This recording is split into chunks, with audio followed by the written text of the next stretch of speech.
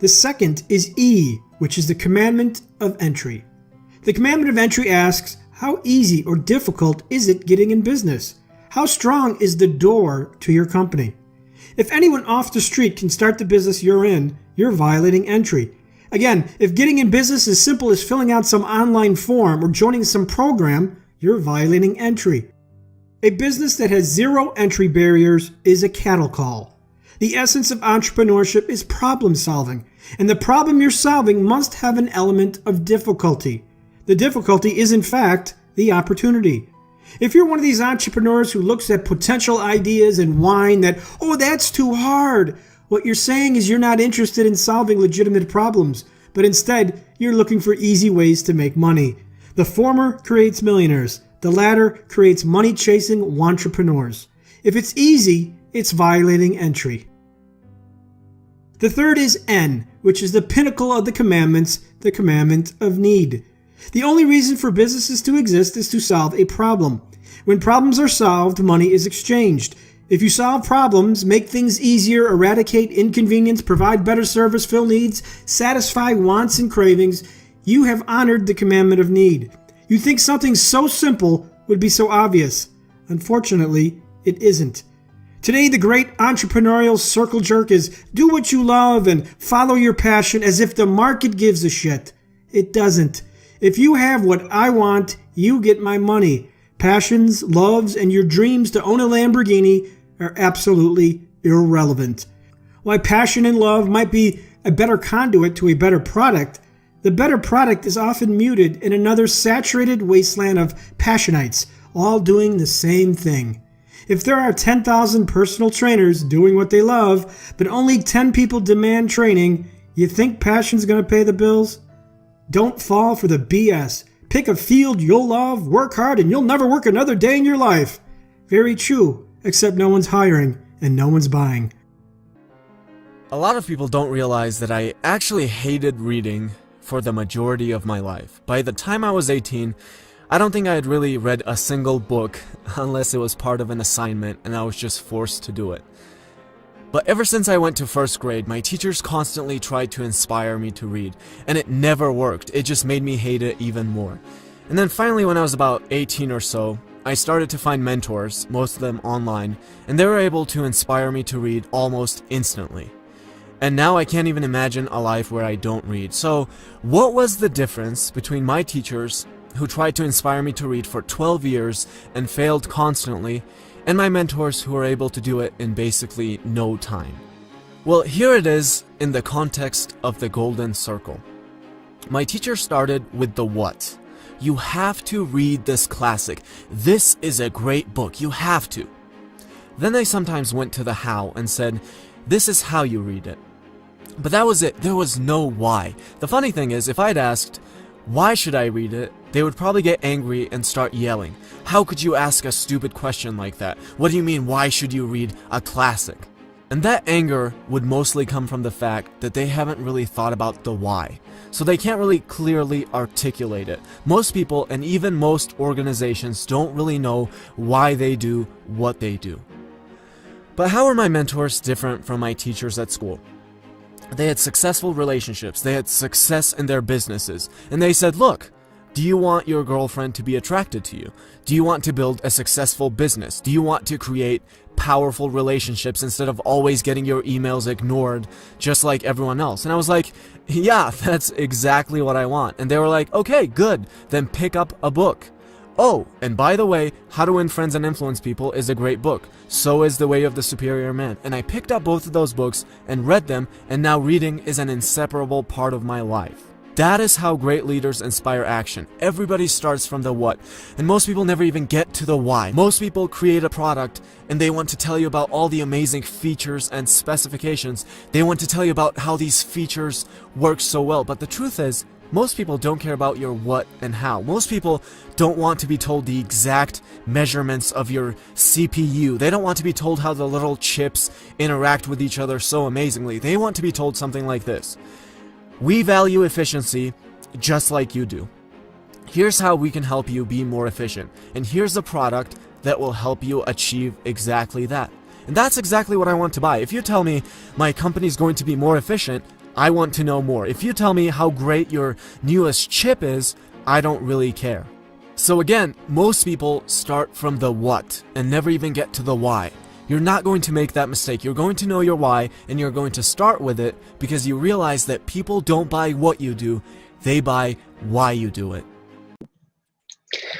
Hi there. I hope you enjoyed those 2 videos. And I made those 2 videos, and I'm making this video as an introduction to the work that I do, as well as an introduction to the groups that I join. So I help you discover all of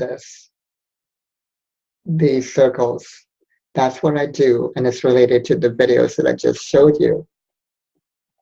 So the first thing I do is help you discover your heart virtue and your heart print, which together, they're like,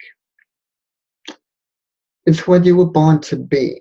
It's the deepest value that it's so deeply meaningful to you that every time you experience it, or express it, or you embody it, you'll literally move to tears. An example of this is a movie scene that moves you to tears. And that's because you saw something that was so much more beautiful than you expected it to be. Not only that, that beauty is something that was inside you that was reflected in the screen. And that's something that is inside you is your heart virtue. It's something you were born for, it's something you were born with.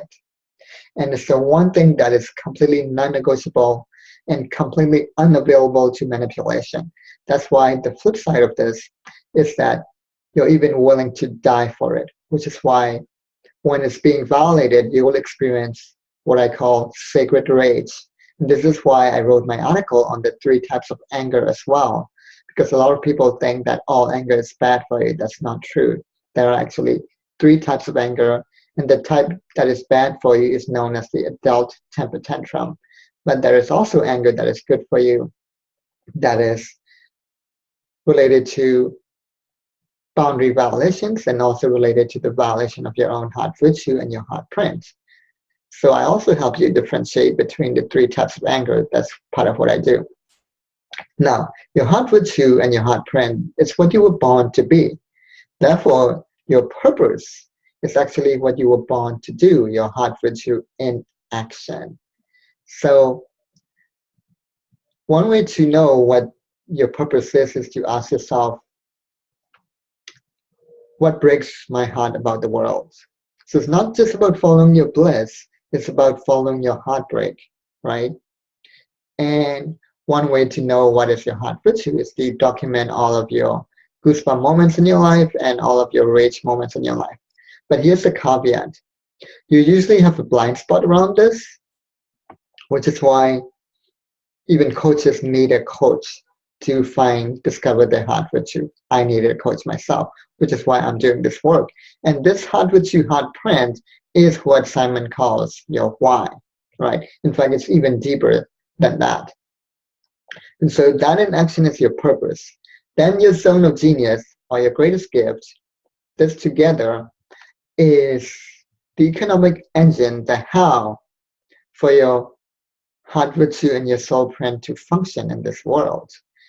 It is the merging point of being and doing, which is why when you're living your greatest gift, it doesn't even matter if you're introverted or extroverted, you're energized by it, you're even rested by it. And this is not something that can be boxed in by a text, by a test, or an assessment like the StrengthsFinder. It's something that is very unique to you. And one clue to finding that out is to discover, is to really think about your greatest longing. What is your greatest longing that you've longed for from other people? Because it so happens that your greatest gift is also your number 1 love language beyond the 5 love languages. Once again, this cannot be boxed in by a test. This is why it's beyond the 5 love languages. It's something that's completely unique to you. Because here's the thing, the number 1 gift we give to others is what we've been longing for ourselves. And once again, there's usually a blind spot around it, which is why it helps to have a coach to discover it, which is why I do this work. And right in the middle of this is your calling, the work you're born to do, what you're paid for, right? And your calling is different from your purpose, because you may not be paid for your purpose, but you are paid for your calling, because your calling is the problem that you're uniquely born to solve. And that is why I showed you the video from Flight Mediocrity, right? And the bigger the problem that you solve, the more fulfilled you are, and the more of a long-term sustainable business you create. An example of this is Elon Musk, right? He solved two really big problems: gas pollution from cars and gas pollution from coal power plants, Tesla and SolarCity, right? Now, before he created that, he created PayPal. Now, granted, PayPal has also helped millions of people, especially small business owners, solve the big headache of how to actually get paid, right? Here's the deal. When Elon Musk was creating PayPal, that wasn't his highest calling yet, which was why he wasn't making such a lot of money or a long-term sustainable business yet, and he wasn't that fulfilled yet, right? So you may be at a point in life when you've created your version of PayPal, and you might be thinking, oh, this is my purpose, or this is my calling. It may not be so, and this is why I do this work. This is where I come in and help you create your version of Tesla, right? I help you create your version of your equivalent of the I have a dream speech, or your equivalent of Harry Potter, the deep work that you're born to do that is increasingly rare and increasingly valuable. So let me show you the next slide.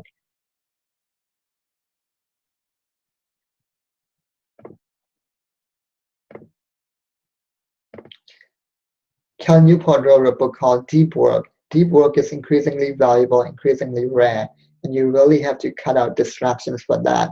In fact, when J.K. Rowling wrote the last Harry Potter, she actually checked herself into a hotel to really be totally focused on this, and I help you with that. And this deep work is the problem you're born to solve. Make things easier, eradicate inconvenience, provide better service, fill needs, satisfy one's cravings. And this is much deeper than passion, right? Passion alone won't fulfill you. This is what fulfills you. So let me show you the next slide. So the bigger the problem, the more difficult the problem,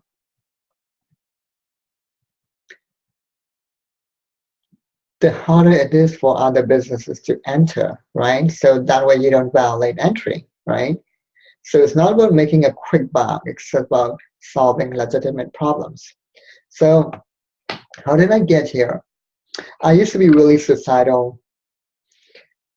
And in 2008, I had a really big awakening experience when I realized that I am love itself.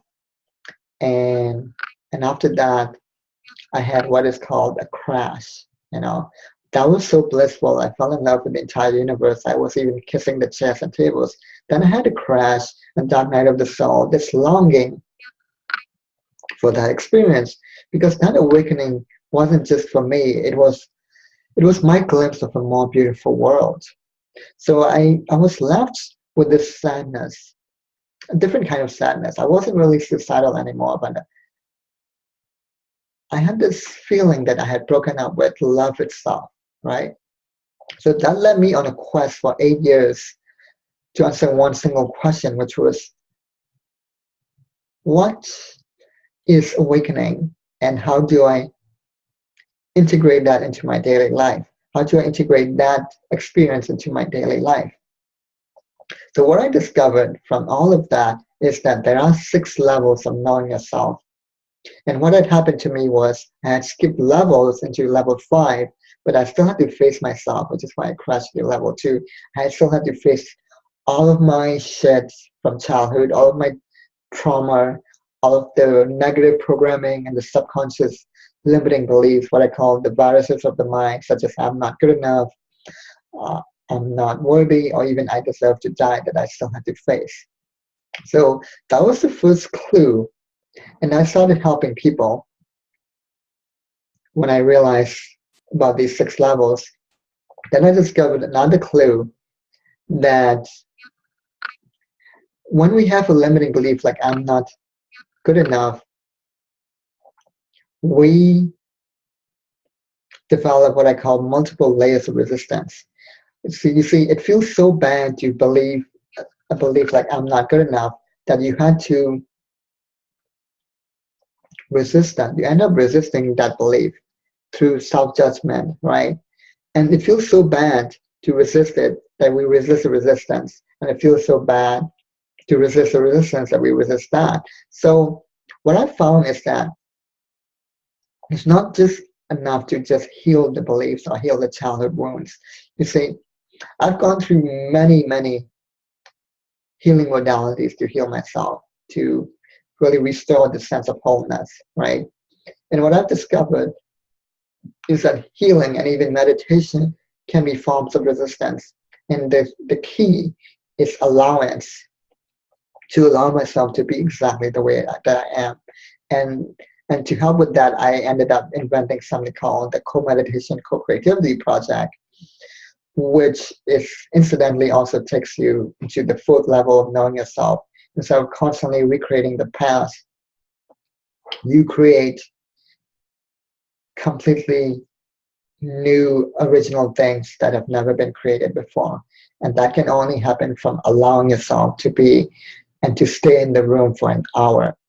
If you stay in the room for an hour and just to watch the show of your mind instead of resisting, just allowing, the first half an hour might be terrible. About 45 minutes in, instead of the repetitive thoughts that you've had all of your life, you get about 10 minutes of total silence. And in the last 5 minutes, you get so much bliss and you get completely original thoughts that you've never had before. This is where creativity comes from. This is where inspiration comes from. In those last 5 minutes, you'll have new poems you've never thought of before, new paintings, new ideas, new inventions that make the world a better place, that solve big problems, that are remarkable. Yeah, that's where it comes from. So I take people through that process of just sitting in the room and just allowing yourself to be. And interestingly enough, allowing people to be exactly the way they are is my greatest gift, along with just being in awe of them. And what I've discovered, the third key to really helping you really be deeply fulfilled at very deep levels and really heal yourself from all of that is your own greatest gift. Because you can actually turn that gift back on yourself and restore that wholeness that you are and remove all of that dirt and reveal the golden Buddha inside you. Because all of these healing modalities were made for the masses. They were not really made for you, whereas your greatest gift was made exactly for you. And at the same time, you do need someone to help you discover it, to point it out, even though it's already inside you, right? It's like Dorothy and the Wizard of Oz. Dorothy already had the red shoes, but somebody still had to point that out, and somebody also had to teach her how to use it, right, to get back home. Likewise, you already have the red shoes, and your red shoes are your greatest gift right here, right? It's your greatest gift. Let me show you. Your red shoes right here.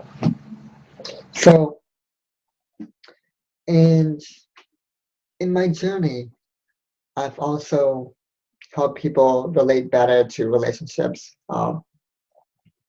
And one of the things that I specialize in is that if you already know your calling or the solution, the big problem that you're here to solve, but you're still not doing it because you're letting your relationships distract you, I teach something called your sexual energy secret for success, almost no one talks about, that really helps transform your relationship from a distraction into something that actually supports your calling, right?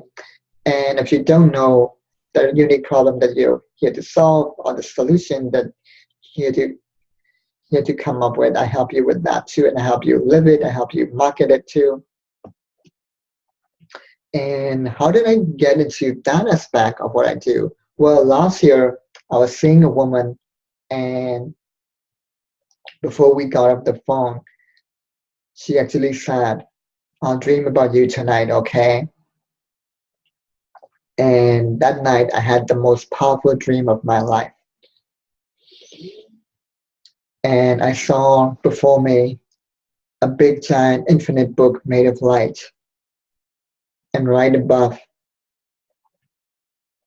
that book was a circle of women floating, and they were sending rays of light into the book.